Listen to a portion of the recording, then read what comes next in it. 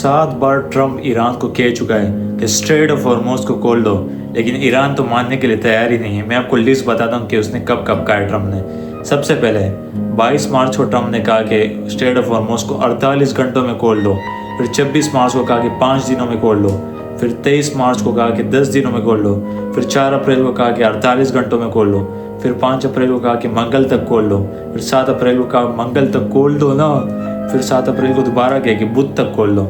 یعنی کہ ٹرمپ بس بولتا ہی جا رہا اور ایران اس کے سننے کے لیے تیار نہیں ہے کہ ایران بولے کیوں کھول دے اسٹریٹ آف ہارموز، کیوں کھول دے جب ہمارے پاس اتنا کنٹرول ہے، ہم پاگل ہے کہ تمہیں کنٹرول لے دیں اور تم لوگ کو ہم لوگ کنٹرول لے جو کہ ہمارے مسلمان ممالک کا بیڑا غرق کر رہے ہیں، جنہوں نے جو ہے فلسطین کو تباہ کر دیا، ابھی ہمیں بھی تباہ کر رہے ہیں۔ ہم ان کے لیے اسٹریٹ آف ہارموز کو کسی بھی طریقے سے کھول دیں، ہم لوگ نہیں کھولنے والے اسٹریٹ آف ہارموز کو۔ پھر ٹرمپ بات کر رہے کہ ہم لوگ جو ہے ایران کے اوپر ایک بہت بڑا حملہ کریں گے، پوری سویلائزیشن ختم کریں گے اور 8 بجے تک تیار رہو۔ ایران پتہ کیا کہہ رہے ہیں؟ 8 بجے تک کیوں انتظار کرا رہے ہو؟ 1 یا 2 بجے حملہ کر دو۔ ہم تم لوگ سے ڈرتے ورتے نہیں ہیں، کوئی بھی جو ہے نا ہم میں سے موت سے نہیں ڈرتا۔ میں تو بولتا ہوں ایک حملہ پاکستان پہ بھی کر دو، کیونکہ تم لوگوں کو کیا لگتا ہے کہ ہم لوگ موت سے ڈرتے ہیں؟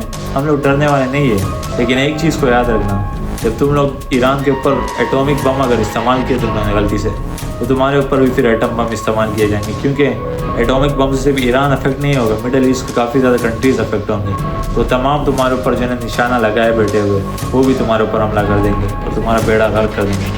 تو اس سے بہتر ہے کہ ہوش کے ناخن لیے جائیں۔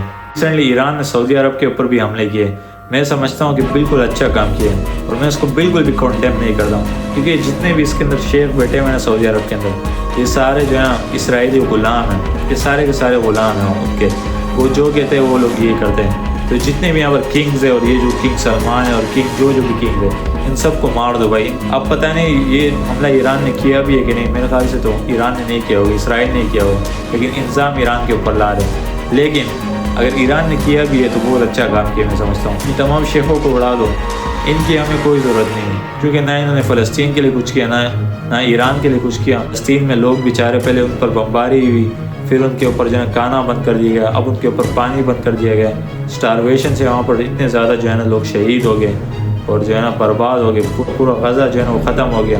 اور یہ سعودی شیخ پتہ ہے کس چیز کے پیچھے؟ پیسہ، کہ ہمیں پیسہ کیسے ملے، ہم لوگ اس چیزوں سے پیسے کیسے کمائیں، یہ اپنے پیسے کے چکر میں یہ اپنے بلڈنگ کے اوپر کھڑی کر رہے دوسری طرف اتنے زیادہ فلسطینی شہید ہو گئے، ایران کے اوپر حملے ہو رہے ہیں، ان کو اس کی کوئی پرواہ نہیں، ان کو اپنی پرواہ ہے۔ تو بھائی مار دو ان کو، ان کی ہمیں کوئی ضرورت نہیں، سعودی و موضوع کی ختم کرو ان کو، ایسے مسلمانوں کی ہم کو کوئی ضرورت نہیں ہے۔ اس کے علاوہ جہاں دنیا کی نظریں ایران، اسرائیل اور امریکہ کی جنگ کے اوپر ہے، وہاں پر اسرائیل جو ہے لبنان کے اندر بھی گھسا ہے اور وہاں کا 14% جو علاقہ ہے اس کو آکوپائی کر لیا ہے، اور وہاں پر جو ہے نا 1461 لوگوں کو شہید کیا گیا ہے، 4430 لوگ زخمی ہیں اور 1.2 ملین لوگ جو ہے وہ ڈسپلیس کر دیے گئے۔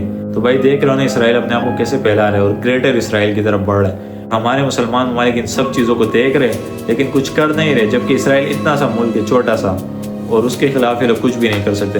اگر تو تمام مسلم کنٹریز یونائٹڈ ہو جاتے ہیں تو پھر یہ لوگ جو ہے نا بادشاہی کریں گے اور اسرائیل اور امریکہ ان کی غلامی کریں گے پھر، لیکن یہ لوگ یونائٹڈ نہیں ہو رہے، یہ ان کی الٹا غلامی کر رہے ہیں۔ تو بس غلامی کرتے رہو، تمہارا تو اور پھر کوئی مستقبل نہیں ہے نا، تمہارا مستقبل جو ہے وہ پھر صرف اور صرف تباہی ہی ہے۔